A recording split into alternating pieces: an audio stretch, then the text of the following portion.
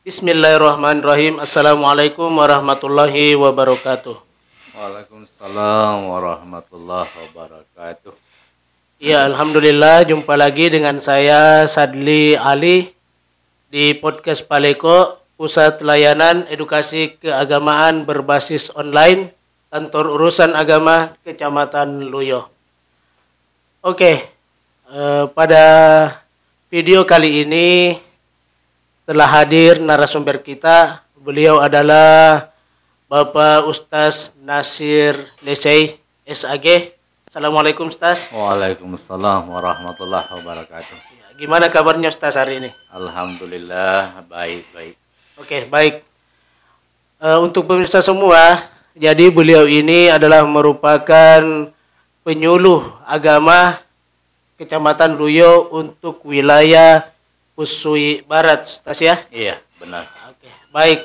Jadi kita akan bincang-bincang dengan beliau ini seputar dengan penyuluh dan kebiasaan-kebiasaan beliau. Oke, Ustaz ya. Sebelumnya saya ingin bertanya dulu, untuk menjadi penyuluh di Kecamatan Luyo ini sudah berapa lama, Ustaz? Sejak kapan masuk? Kalau saya masuk jadi penyuluh ini sudah masuk di periode kedua ya. Iya, karena di tahun 2017 awalnya. Awalnya. Oh, iya. Oke, sampai sekarang Ustaz ya? Iya, alhamdulillah sampai sekarang. Oke, mudah-mudahan bisa lulus P3K ya. Sama saya juga. Amin. Insyaallah. Insyaallah. Oke, Ustaz. Ini saya ingin mau mengetahui lebih dalam. Ini kan beliau ini kan sudah tidak diragukan lagi mengenai tentang kepenyuluhannya, seperti memberikan pengajian, majelis-majelis ta'lim yang ada di wilayahnya. Baik, selain daripada itu, Ustaz ya, saya dengar-dengar bahwa Ustaz ini juga sangat aktif dalam pengelolaan seperti coklat dan juga jagung, Ustaz ya. Iya, benar. Memang kegiatannya setiap hari seperti begitu, Ustaz? Bisa dibilang iya. Selain kalau kita rutinitas ke kantor itu kan hari Selasa Jumat dia datang. Iya. Lalu sisanya itu kita manfaatkan untuk bekerja di sektor pertanian. Apa aja itu yang dikerjakan? Yang saya budidayakan ini tanam pertama adalah yang jangka pendek jagung, yang kemudian ada lada merica. Oh, ada tiga, Ustaz. Tiga saja, Ustaz ya. Ada. Coklat, jagung, dan merica.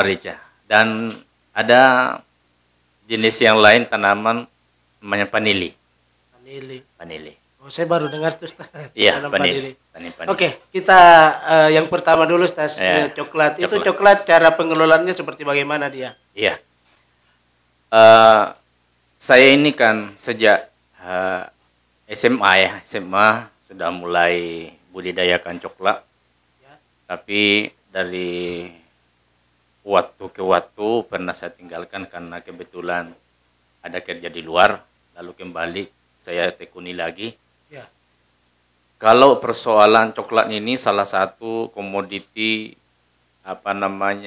ekspor yang pertanian yang diunggulkan dan memang menjanjikan kalau memang dikelola secara profesional baik. Dan saya melihat bahwa keadaan sekarang itu kadang tidak memberikan hasil yang bagus, itu kan persoalan cara kelolanya yang kurang pas, yang kurang baik.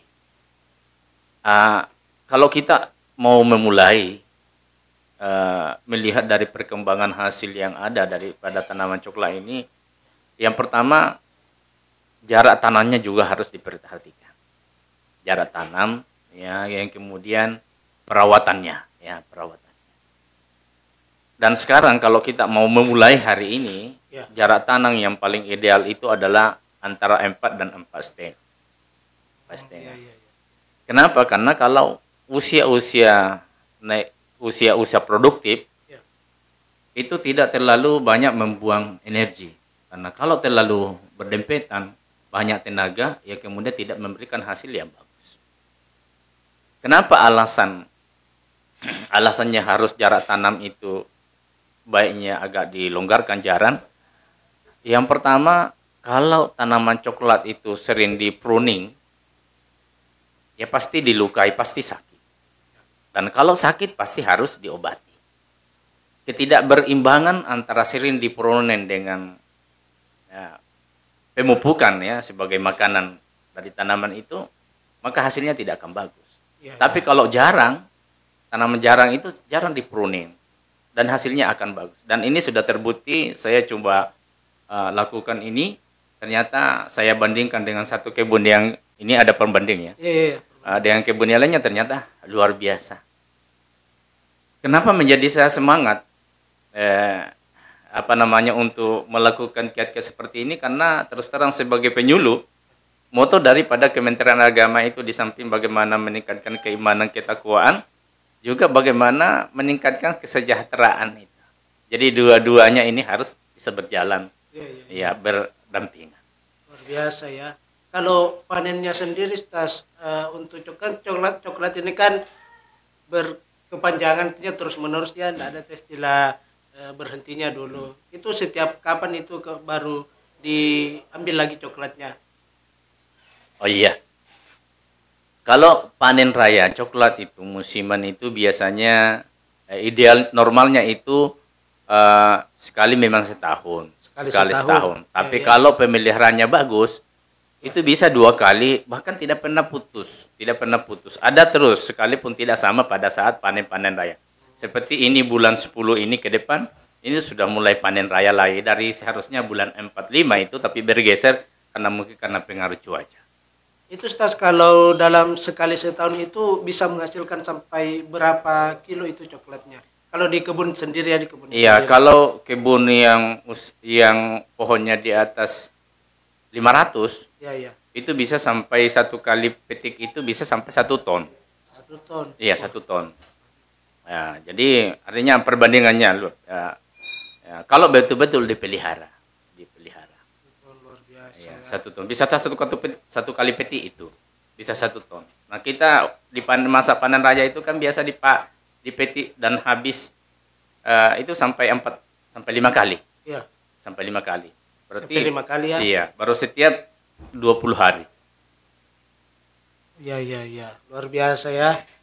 Oke, itu untuk coklat, Tas ya. Coklat. Nah, bagaimana kalau pengelolaan untuk jagung sendiri itu? Seperti apa dia caranya? Iya, kalau saya ini kan pemula ya.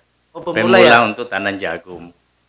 Saya kelola tanah saya itu ini baru 2 kali panen. Yang 2 hektar baru saya selang-seling. Jadi 1 hektar awal, kemudian setelah panen selisih 2 bulan tanam lagi, sehingga antara jarak panen masa tanam itu tidak, artinya bisa dikatakan setiap 2 bulan perenya panen lagi. Iya, panen lagi. Yang saya melihat dan saya lakukan ini, kita juga belajar dengan teman-teman, ternyata ada beberapa teknis penanaman jagung itu sehingga bisa menghasilkan bagus. Iya. Apa saja? Saya sudah, yang pertama ada yang bilang kalau jarak di ajir itu dengan jarak 1 meter 80, kemudian jarak antar pertanaman itu 30. Saya sudah coba itu. Iya. Kalau jarak antara 30 itu dengan jarak legowonya itu 70, kalau 1-2 itu memang bagus. Tapi kalau sudah sampai masuk 2 dan 3, maka yang kedua dan ketiga itu kadang tidak bagus hasilnya. Dan ternyata hasil uji coba yang kedua ini diajir dengan sirsak itu satu-satu, ternyata hasilnya luar biasa. Karena kalau 1 batang saja menghasilkan 2 tongkol. Tapi kalau ditanam dengan 2 ternyata hasilnya 2 tongkol juga. Jadi segi cara efisiensi lebih efektif itu kalau kita tanam satu-satu. Kenapa? Karena konsumsi makanannya, kebutuhan pupuknya juga tidak terlambat. Tapi hasilnya lebih bagus dan besar. Ya begitu ya, untuk penanaman jagung ya. Lebih bagus satu-satu ya. Disirsak. Kalau tanahnya sendiri berpengaruh. Ya, sembarang tanah ya. Ya sembarang tergantung pemupukannya juga. Tergantung pemupukannya. Intinya kalau untuk jagung itu dua bulan Iya, panen, iya, panen nanam lagi. Iya, artinya jagung sekarang ini yang jenis-jenis hibrida itu kan 4 bulan ya. 4 bulan. Tapi kalau kita mau siasati supaya tidak panen jaraknya terlalu lama, nah, kalau ada 2 lokasi dibagi 2, biar ini bulan pertama tanam, berarti masa 4 bulan ke depan panen. Jadi 1-2 bulan setelah masa tanam ini kita tanam lagi lokasi yang kedua. Biar Begitu iya ya. betul. Oh, iya. Kalau yang itu tadi apa? Yang ada Lada. Lada. Iya. Lada juga sebenarnya tanaman menjanjikan. Yang pertama, kelebihannya lada itu atau merica ini bisa lebih mempererat hubungan keluarga, silaturahmi, karena sama dengan kopi bisa diberikan sama keluarga yang datang. Ya bukan hanya sekedar untuk komersil dijual, tidak, tapi bisa dikasih sama tetangga keluarga yang datang dari jauh sebagai oleh-oleh untuk pulang. Hanya saja saya melihat bahwa merica ini ada penyakitnya yang mesti harus ada penanganan khusus, namanya fusarium. Artinya merica ini kan fluktuatif juga harganya. Ya kadang 50 bisa sampai 100 200. Jadi merica ini kalau betul-betul ditangani itu salah satu juga komoditi yang sangat menjanjikan. Merica ya. Merica. Sudah pernah panen mericanya? Saya pernah panen, bahkan teman-teman di kantor ini melihat kebun saya bisa sampai 30 karung. Wah, iya, 30 karung. Iya. Itu setiap berapa kali? Satu kali 1 tahun. 1 kali 1 tahun. Baru merica itu tidak pernah berhenti, hanya ada panen rayanya memang. Tapi ada hari ini menurun karena itu banyak yang terserang jamur. Iya. Dan memang merica itu ya merupakan kebutuhan. Iya, kebutuhan pokok karena rempah-rempah. Rempah-rempah betul sekali. Oke, ya luar biasa sekali ya pemirsa semua bincang-bincang kita.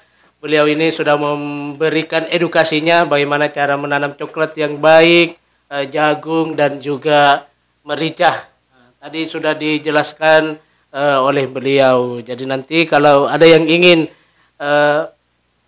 belajar menanam seperti jagung, coklat dan merica bisa langsung hubungi beliau ya insya Allah, atau bisa kerjasamalah dengan beliau. Mudah-mudahan yang kita kerjakan itu atau memulai proses ini mudah-mudahan bisa mendapatkan hasil yang baik sesuai dengan yang disampaikan dengan Insya Allah.